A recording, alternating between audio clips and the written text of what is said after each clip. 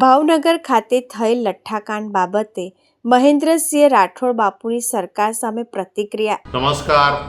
ખાસ કરીને ગુજરાતના તમામ ગુજરાતીઓને જય જય ગરવી ગુજરાત. આ આપણે વિકાસ કરી રહ્યા છે. પહેલાં લઠ્ઠાકાંડ થતો હતો તો દેશી પોટલીઓ એટલે દેશી દારૂ પીને લોકો મરતા હતા. આમાં આપણે વિકાસ કર્યો, આપણે વિકાસ ગતિ આગળ વધી રહ્યા છે. આ ઇંગ્લિશ દારૂ પીને એટલે ડુપ્લિકેટ લઠ્ઠો કહેવાય. આને દારૂ કેવો હોય, દારૂનું અપમાન કહેવાય. આ લઠ્ઠો પીને લોકો મર્યા છે. આ કયું ગુજરાત? મારા ગાંધીજીનું ગુજરાત, મારા ગાંધીનું ગુજરાત. ગાંધીજી ફક્ત ગુજરાતના રાષ્ટ્રપતિ હતા, આખા ભારતના રાષ્ટ્રપતિ હતા. અને આજે સત્યમેવ જયતે બોલવું અને કબૂલ ના કરવું, જે સત્ય છે માનવું જ પડે.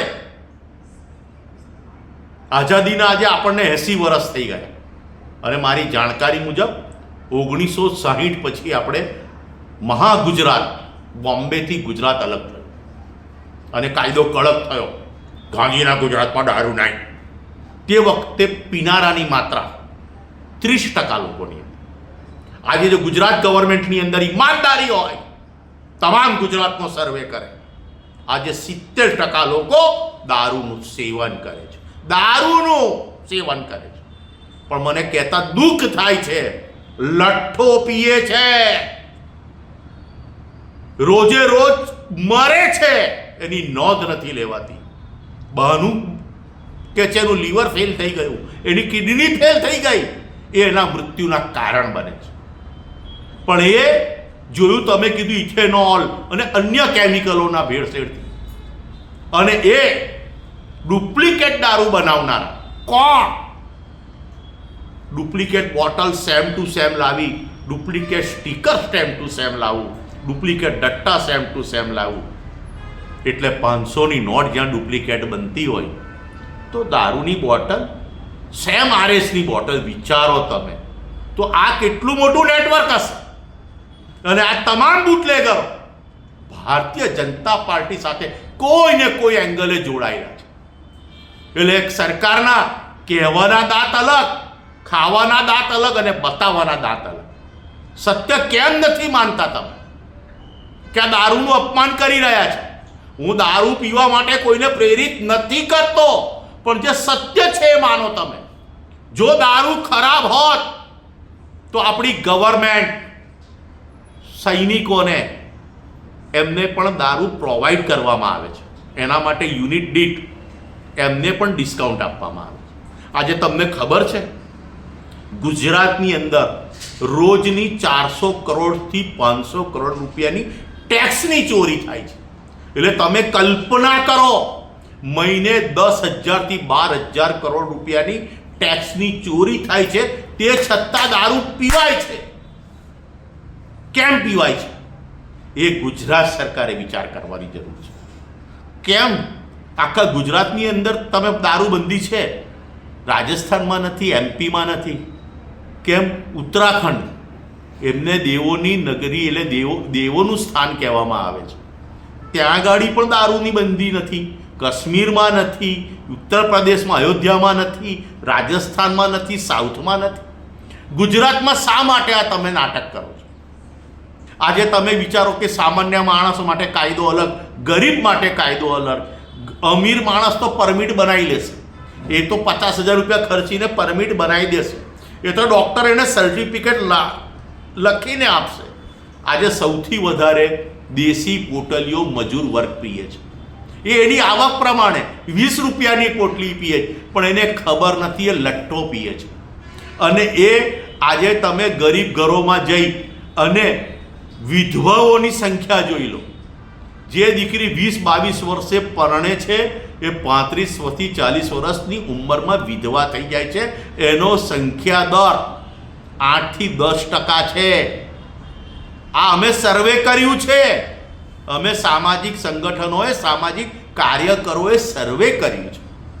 અને આજે એક નાટક કરવામાં આવે છે.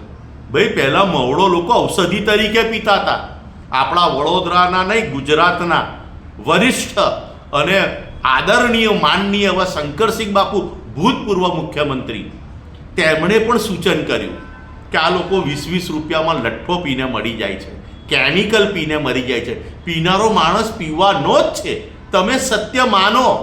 આજે યંગ છોકરાઓ અને એમાં રોજિંદુ પીનારાઓની સંખ્યા કરતાં કોકવાર પીનારાઓની બી સંખ્યા વધારે છે. તો એ કોકવાર બી પીનાર આજે લઠ્ઠો પીએ છે. દરેકને પોતાનું એન્જોય કરવાનો અધિકાર છે.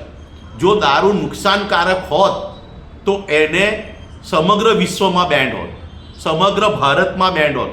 તો આજે તમે જે નાટક કરો છો, ડૉક્ટર પાસે યુનિટ લખાઈ લો, એ નાટક તમારે ના કરવા પડ્યા હોય. પણ તમારે દારૂની આડમાં કરોડો રૂપિયા 2 નંબરના પોતાના ખિસ્સામાં નાખવા છે. મારે વધારે વિશેષ નથી કહેવું, પણ તમે ખાસ કરીને મજૂર વર્ગનું વિચારો. એમાં રોજે રોજ લોકો મરે છે, રોજે રોજ છોકરીઓ વિધવા થાય છે, રોજે રોજ કોઈ માનો દીકરો મરે છે, રોજે રોજ એક પત્નીનો પતિ આજે મરે છે. આજે દરેક ઘરની અંદરથી જ્યારે પુરુષો કમાનાર જ્યારે મરી રહ્યા છે, ત્યારે આ બાબતે મારું માનવું છે, ચલો ગુજરાત સરકાર નહીં વિચારે. મારા માનનીય આદરણીય મોદીજી, તમે આ ગુજરાતની ગંભીરતા પર વિચારો. 9 ઘરના આજે ચિરાગ બુઝાઈ ગયા છે. આજે ઘરની પરિસ્થિતિ તમે જઈને જોઈ આવજો. એમને એન્જોય માટે પીધેલું, મોતની સજા પામવા માટે નહીં. અને એ કેમિકલ લઠ્ઠો ઝેર પીવામાં પીરસ્યું તમે. અને આજે 24 કલાકમાં જીતુ વાઘાણી કહે છે ગુજરાતમાંથી દારૂ મુક્ત નહીં થાય, કદી નહીં થાય. તમારા બાપનું ગુજરાત છે. પબ્લિકની ડિમાન્ડ સમજો, તમારા ખિસ્સા ના જુઓ. અને જે લોકો પીએ છે એને શુદ્ધ દારૂ તમે પીવડાવો, એ તમારી જવાબદારી છે. તમારી જવાબદારીથી તમે છટકી શકો નહીં. અને મવડોમાં તો અમે તમને કીધું છે કે મવડો એ પુરુષને ગરડો નથી થવા દેતો. હું દારૂ પીવા માટે પ્રેરિત નથી કરતો, પણ જ્યારે લોકો જીદમાં પી જ રહ્યા છે તો તમે એમને ચોખ્ખું પીરશો ને. કમાઓ ને ટેક્સ. હું તમને ચેલેન્જ મારું છું, રોજનો 400 થી 500 કરોડ રૂપિયાની ટેક્સ ચોરી થાય છે. મહિને 10 થી 12 હજાર કરોડ રૂપિયાની ટેક્સ ચોરી થાય છે. એજ્યુકેશન ફ્રી થઈ જશે, મેડિકલ ફ્રી થઈ જશે, અને તમને હું કહું છું આરોગ્ય બી ફ્રી થઈ જશે. એટલો પૈસો આવશે, પણ તમારી દાનત નથી. એ 10,000 થી 12,000 કરોડનું તમે પોતાના ખિસ્સા ભરવા માટે તમે મહિને 5,000 કરોડ રૂપિયાનો ગેરવહીવટ થઈ રહ્યો છે. એ કોના ખિસ્સામાં જઈ રહ્યો છે? મારા માનનીય મુખ્યમંત્રી સાહેબ, તમે ગૃહ રાજ્યમાં અને પીવું છે તો તમે એમને ચોખ્ખું પીવડાવો, જે અન્ય રાજ્ય પીવડાવે છે. તો તમે જે ગરીબ માણસનું વિચારો. તો તમે મવડાની છૂટ આપશો ને તો આ વૃક્ષારોપણના કાર્યક્રમ કરવા માટે તમારે કરોડો રૂપિયા ખર્ચવા પડે છે ને, એ પબ્લિક ઓટોમેટિક મવડાના ઝાડો આવી દેશે. વડોદરા ગ્રીન થઈ જશે. લોકો જે પીએ છે, જે સુધરવા તૈયાર નથી, એમને તમે પીવડાવો. અને ગુજરાતની અંદર આજે પુરુષોની સંખ્યા ઘટી રહી છે, કારણ કે દારૂ પીને લોકો નહીં મરતા, એટલા લઠ્ઠામાં મરી રહ્યા છે. માટે મારી તમામ ગુજરાતના ગુજરાતીઓને નમ્ર અરજ છે કે આ બાબતે તમે જાગૃત થાઓ. આ ખોટા દમમાં ના રહો, ખોટા જે સરકારી નાટકો થઈ રહ્યા છે એમાં ના રહો. અને એક મુહિમ તમે છેડો કે મહેરબાની કરીને ગુજરાતમાંથી દારૂબંધી હટાવો. એ જ મારી અપેક્ષા. જય માતાજી.